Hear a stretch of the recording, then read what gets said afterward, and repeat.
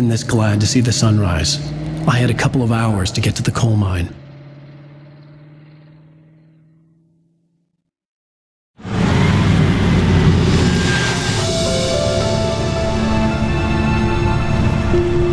The coal mine wasn't far now.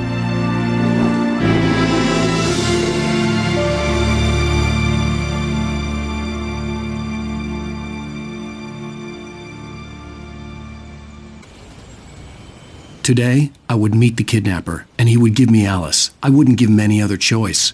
A drowning man will clutch at a straw.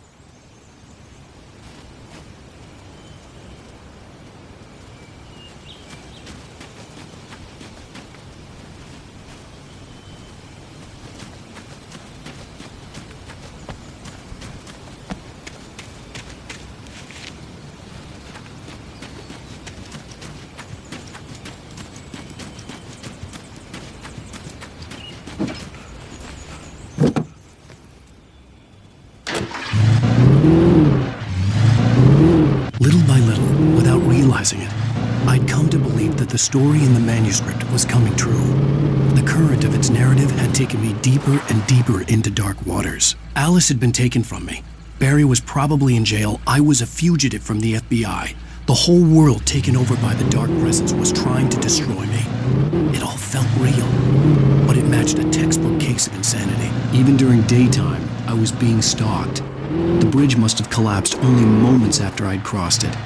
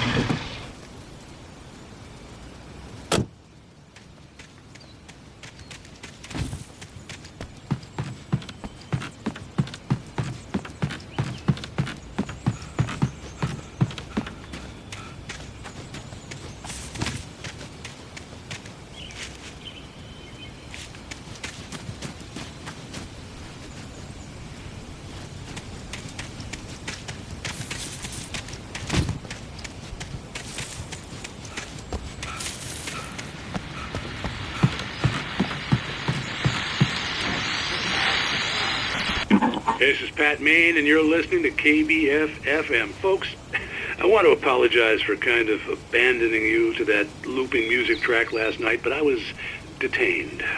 You see, I encountered a big shot G-man with an itchy trigger finger who could use a lesson in manners and a boot in the ass, not necessarily in that order either. Now, folks, I know I'm not being very informative here, and I apologize for that. I really should just keep quiet, but I'm just so peeved right now, because some people just shouldn't be carrying badges. I'm just glad that our Sheriff Breaker was there to straighten things out. And if someone I met last night is listening, let me just say, I'm sorry if my mouth got you in trouble. I'm pretty sure you're not the bad guy here. Godspeed, son. I hope you know what you're doing. Now, on a lighter note, I'll be talking to Dr. Nelson all morning. But first, a little music.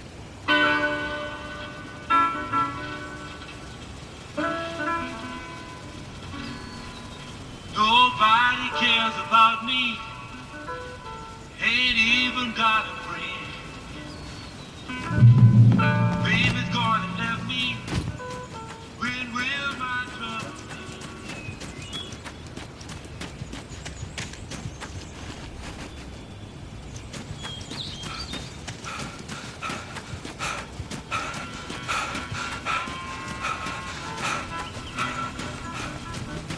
keep crying for my baby?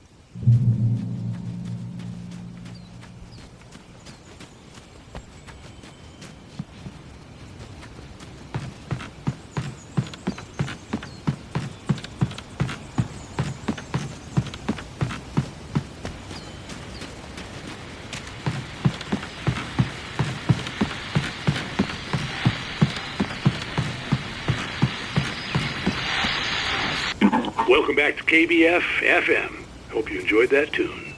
Now, Doc, you were talking about life and finding that special someone, that soulmate.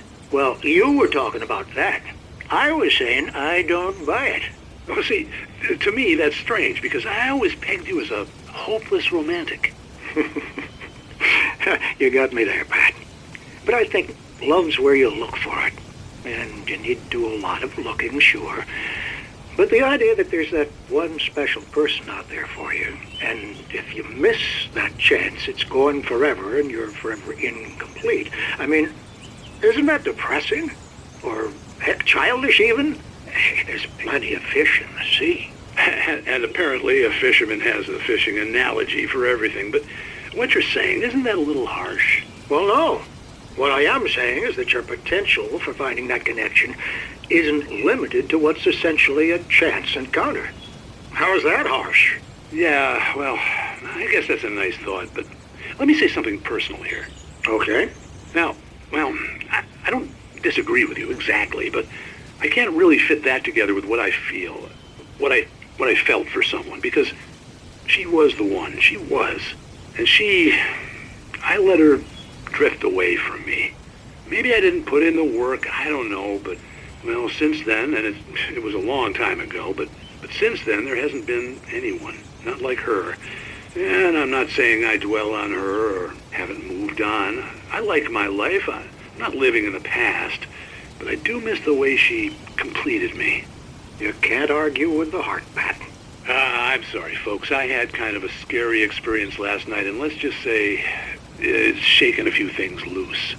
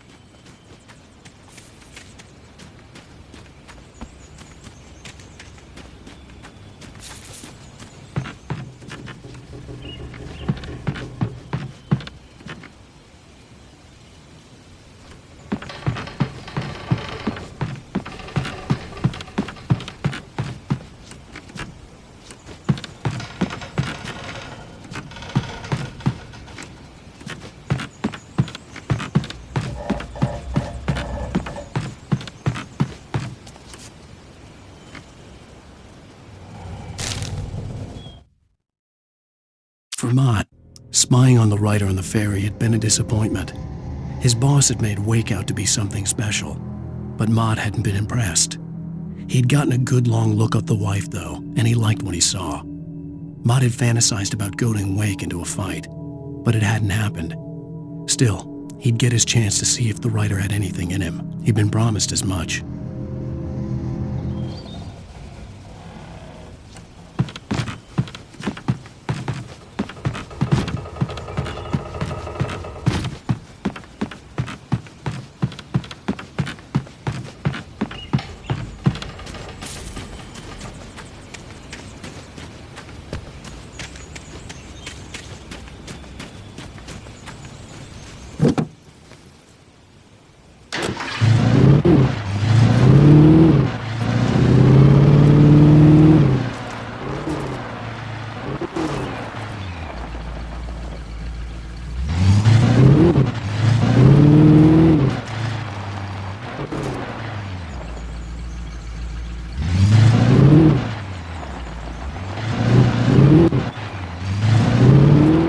I was early. I was supposed to meet the kidnapper at noon in the main building. The coal mine was quiet. It was a museum now.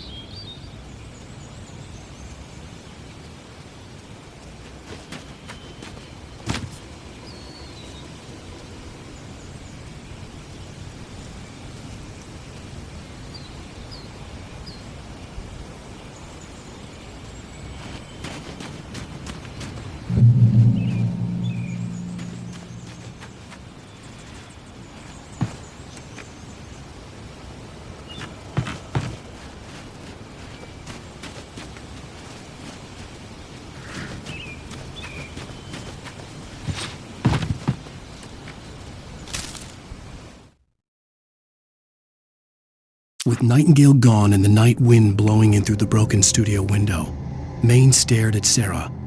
The sheriff looked away. Maine's voice shook with barely controlled anger. That boy's doing more drinking than thinking. I hope you know what you're doing, Sarah. He's got a sickness in his eyes. You take my word for it. He wants Wake for a reason, and it's not for anything good.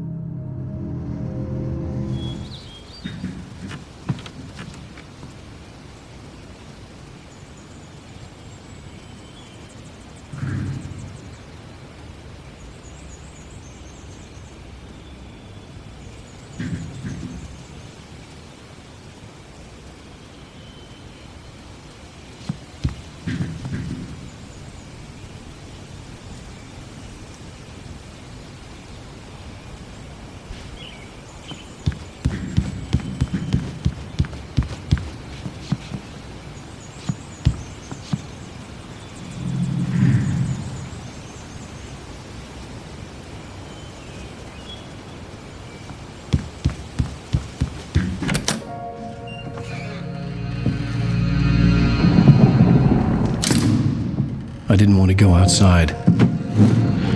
Cops had to be looking for me. The noon sun turned the place into a sauna. The day dragged on. Different scenarios ran through my mind, ways of how I'd torture the kidnapper to get Alice back, or the different horrible things he could have done to her. I imagined her dead. I had no way of knowing she was still alive. It was killing me. I was running on blind hope. It was all a waste of time. The bastard never showed up.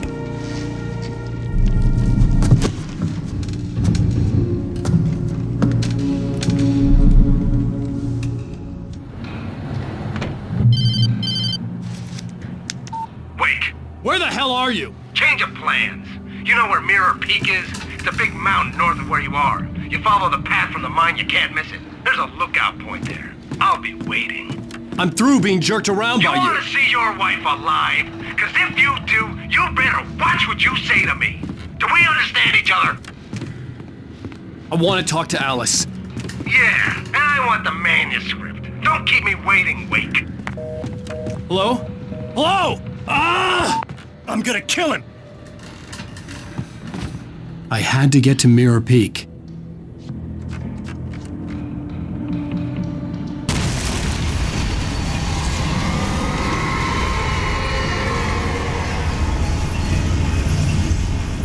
It was close, maybe closer than ever before.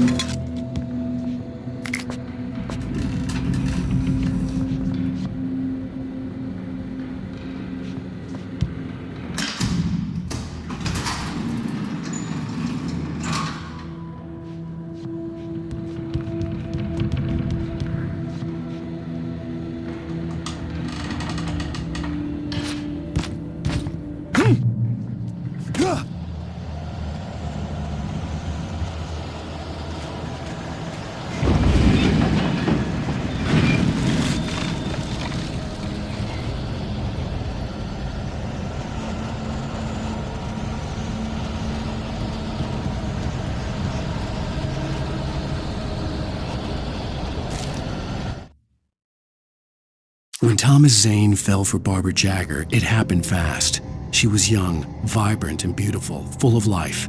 He had never been a very happy man, and without any seeming effort, she had changed all that. Zane felt good for the first time in his life. Everything she did was another piece of a jigsaw puzzle he hadn't even known he'd been missing. And best of all, she made the words flow, strong and sharp. She was his muse.